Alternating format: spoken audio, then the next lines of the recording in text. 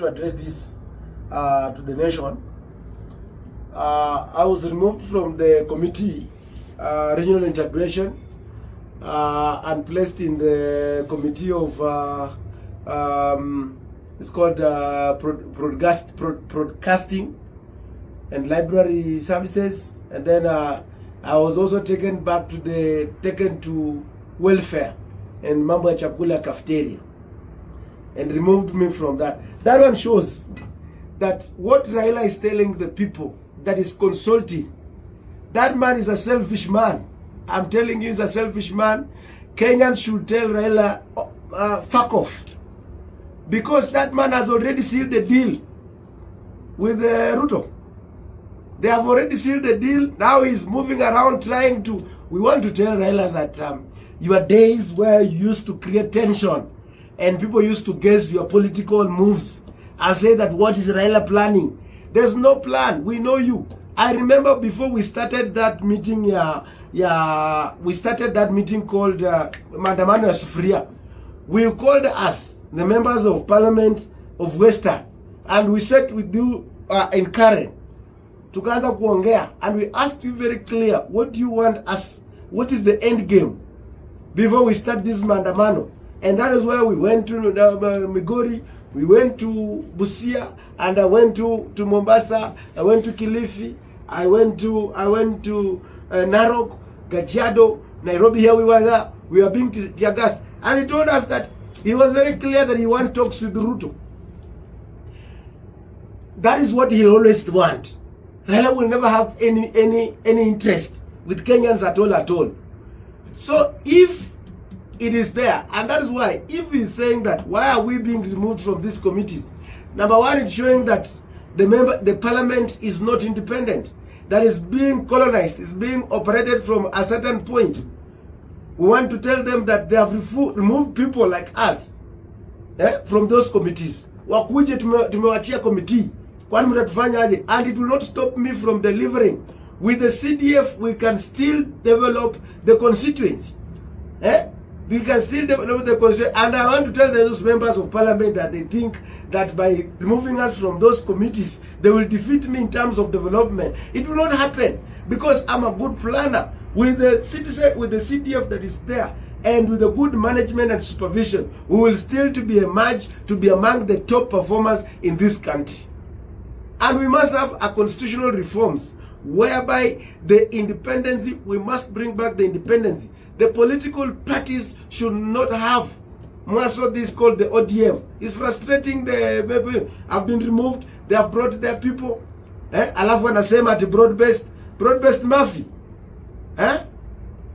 Na hiyo inishitui mimi. As long as I am working with the people, wakule pesa ya Dani, wakule watembea sasa tumerudi. Umerudi kufanya nini? Kunyanyasa wa Kenya. And we will keep telling the government whether they remove her. In fact, hatuna haja, anastaki committee na bwana inanilisha ama inafanya nini, si wabaki nayo.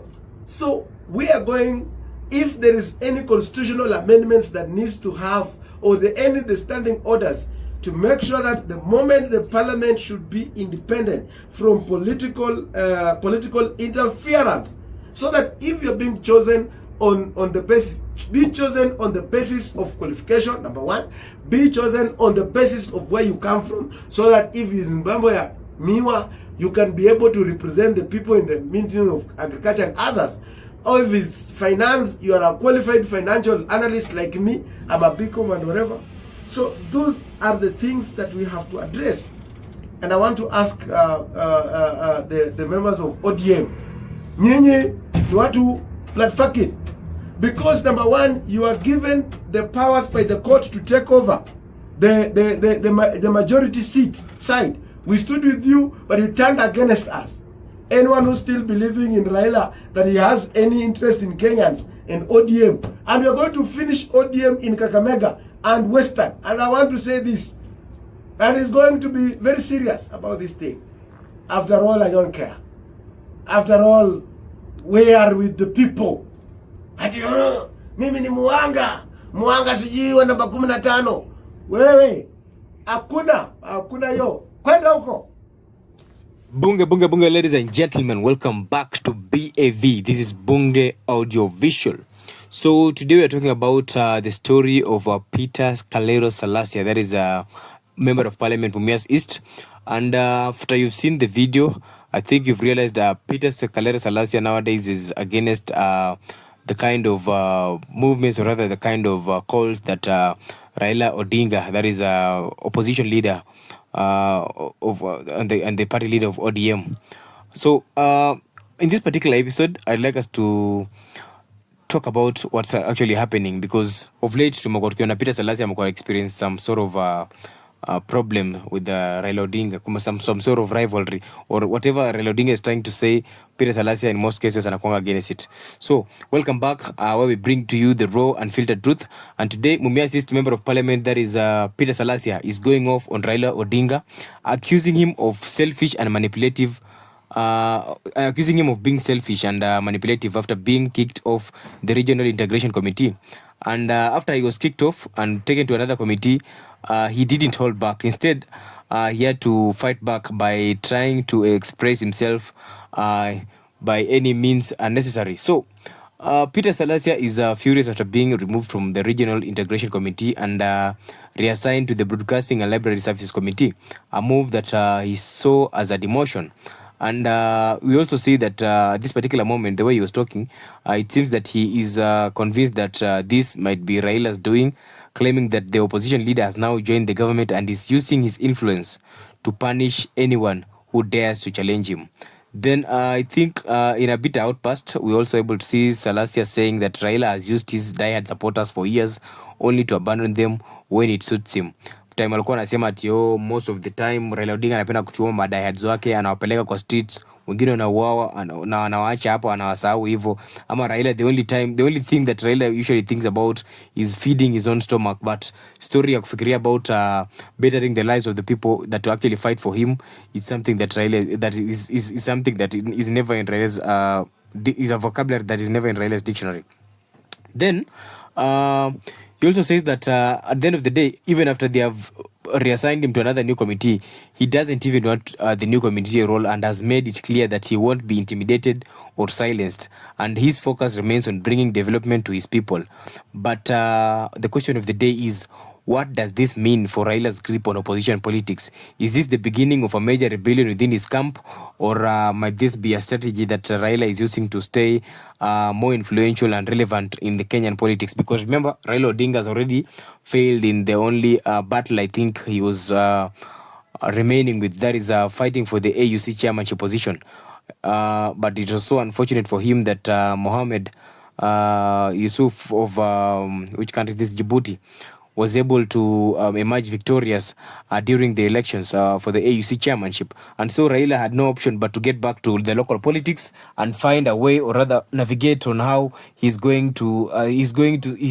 going to stay relevant as far as Kenya's politics is concerned.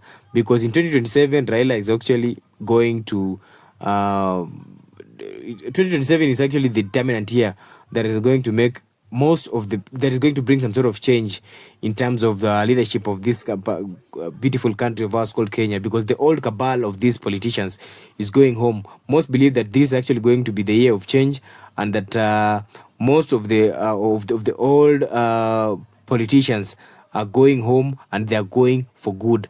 And Raila, as you know, as much as he's going to try as much as he can to ensure that the next regime still welcomes him, or rather welcomes his ideas as the opposition leader, so as to ensure that he stays relevant in Kenya's politics. But we are also able to see that guys like Akina Peter Salasya are some of the youthful leaders that are very, very ambitious, and that their main aim in this particular country, apart from bettering the lives of their constituents, is to ensure that the old cabal of Akina Raila, of the likes of Akina Raila, of Akina Mudavadi and Akina Wetangula, are going home and never coming back to Kenyan politics again, because he believed that the reason as to why Kenya's economy is on its knees is because of people like Wetangula and Raila Odinga and so many other people, the old cabal being in power. So I don't know what you think, guys. Is Salasya exposing the truth about Raila, or is this just a political drama? Drop your thoughts in the comment section, and don't forget to like, subscribe, and stay locked in. because here at Bunge Audiovisual, we bring you stories that matter and are unfiltered at the same time. This keeps the energy high and leaves room for audience and everybody who is watching our podcast feel at least engaged. So let me know if you want any further clarification of whatever I'm talking about. And if at all you've got some insight you'd like to share, this is the place to share insight. This is the place to share opinion. We accept positive criticism, and stay tuned for more updates.